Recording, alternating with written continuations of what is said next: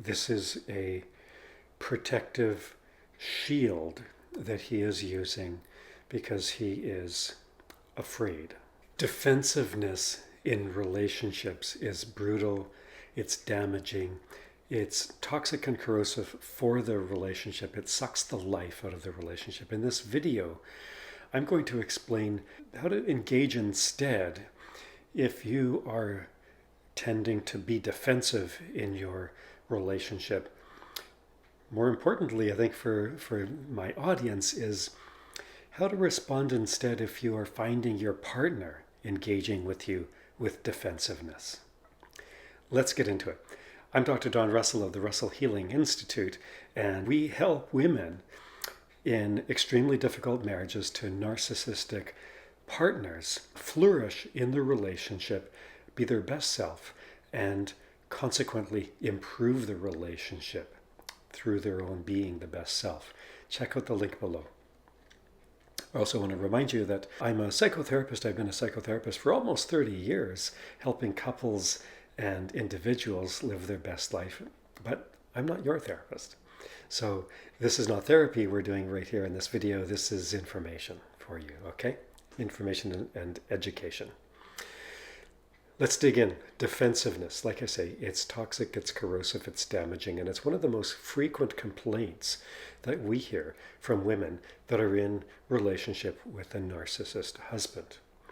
He's so defensive, he's always blame shifting, he's gaslighting, he's turning everything around. Suddenly it's my fault when I didn't have anything to do with what he's complaining about.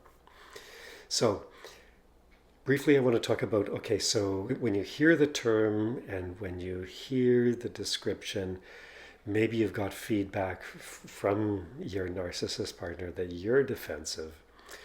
Well, do a gut check, do an honesty check with yourself. And if there is some truth in that, if you're the one that is defensive at least part of the time, instead of responding with that patterned defensiveness, take a moment, check inside yourself, and check and see, is there any part of this that is on me? You know, in the argument, in the disagreement, in the fight, is there 5% that I can take with integrity, that I can take ownership and responsibility for? And own it. Take responsibility for it, and you won't die. And it's not a lack of integrity. It is actually living with integrity. And what that does is that opens the door.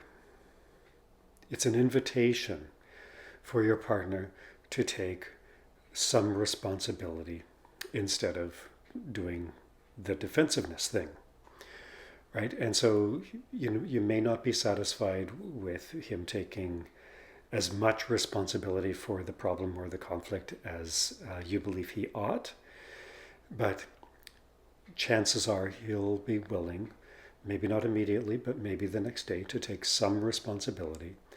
And what you've done is you've changed the pattern in the relationship. So the alternative to your defensiveness is seeking, with some reflection, is there any part of this that I need to own? And that's just healthy. That's just mental health for you. Now, flipping the coin, when you are so frustrated with him being defensive, with him taking, kind of this walls up, blame shifting stance, again, really painful, really difficult for you. Here's what to do instead. First of all, recognize that this is a protective shield that he is using because he is afraid. That might be hard to wrap your head around right away, but ponder it for a sec. If he is responding with defensiveness, all of us, all human beings, we put those walls up because we are fearful of being found out, fearful of what a person is perceiving to be an attack. So recognize that this defensiveness is coming out of a scared, perhaps terrified, kind of little boy part of your partner. So take a moment and kind of recognize that in your heart and soul. Take a moment and evaluate for yourself, is his defensiveness in response to a criticism that I'm making of him? In an earlier video, I've talked about the difference between criticism and complaint. Criticism is actually one of the four horsemen of the apocalypse, one of the predictors of the demise of the marriage. And so also evaluate, is he defending himself because I've actually criticized him? Have I attacked his character? Have I attacked his being? Have I called him names? Have I called him a narcissist, for example? Right? That's a criticism of the person. And so if that's the case, then of course you're going to get defensiveness. And of course you have tremendous power to curb his defensiveness by curbing your criticism, right? Replace your criticism with complaint about behavior. That will land much better, much less likely to invoke defensiveness on his side of things. Okay, so recognize the defensiveness is because he's scared and perhaps terrified of being found out and being exposed. That's one. Evaluate for yourself. Ooh, was I criticizing him? Is that why he's being defensive? Third thing that you can do if you're on the receiving end of defensiveness is recognize that, again, the defensiveness is because he is scared, perhaps terrified, and so his nervous system has spiked in activation. His body, like literally his body physiology, is hyper activated, hyper aroused. Now, really important thing, one of the differences between men and women is that hyperactivation of his nervous system looks different and sounds different from hyperactivation of your nervous system. If you're a woman in an extremely difficult relationship, let me unpack that a little bit. If you're very, very upset, chances are your voice is going up, your emotions are very, very intense and out there, right? You're perhaps yelling, expressing anger, feeling the physiological symptoms of anxiety, high blood pressure, high heart rate, etc. Cortisol flooding the bloodstream, adrenaline flooding the bloodstream, right? So it's very easy for another person to see that you're upset emotionally, which means your nervous system is hyperactivated. For many men, some women too, but for many men definitely, that physiological state of flooding looks markedly different. It actually looks more shut down. So he is not able to think. And that's not a criticism that I'm making. That's just a neurobiological observation that his frontal cortex has pretty much gone offline.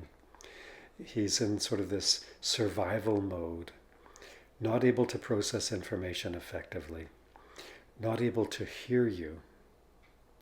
You ever felt like your husband, he just doesn't hear you? Well, this might be why. Internally, he's flooded. Externally, you're just not seeing it because he's not demonstrating really obvious symptoms of hyperactivation. This is really important to understand, because continuing in the disagreement or the fight, if you're getting defensiveness from him and he's flooded, there's no point continuing the conversation. It is guaranteed to be unproductive. So what has to happen is he needs time, at least 20 minutes. That's what the research shows. He needs 20 minutes to calm his nervous system, to bring down that hyperactivation of his nervous system. And so, again, if you're on the receiving end of his defensiveness, recognize this neuroscience and hold back for at least 20 minutes. Give it a rest. Maybe 20 minutes, maybe 2 hours, maybe 24 hours. And gently revisit the topic of conversation when you perceive that he's calm, when you evaluate yourself and recognize that you're calm, so that chances are the conversation will go better, because both of you have a frontal cortex that is online and functioning. So you're both able to have perspective on the problem. You're both able to empathize. You're both able to constructively problem solve. I can't count the number of times when I've worked with couples that come to couples therapy because they've had a big fight a day ago or 2 days ago, and they're both hurt by the fight. And when I ask them, okay, wow, what were you guys fighting about yesterday? And they actually can't remember the topic because now they have perspective. In the moment, they had zero perspective. And so now when they're thinking about it, I remember being so mad at him, but I don't remember what we were fighting about, because in the moment, the topic of fight is the most important thing in the world. But then when things are cooled down, frontal cortex is back online. It's like, yeah, like it was, and if they can't remember, they say, it was the stupidest thing. It was the stupidest thing we're fighting. I don't know why we were fighting about it. Well, you're fighting about it because your frontal cortex was offline. Your fight, flight, freeze circuit was amped up, and there's no ability to problem solve. Okay, so there's what to do if you're the defensive one sometimes. Chances are that you are. And there's what to do if you're on the receiving end of chronic defensiveness. You actually have game, you actually have things to try out, moves to make. Let me know in the comments how it works for you. Also, subscribe to this channel. Check out the other videos on this related topic. And all the best in your marriage.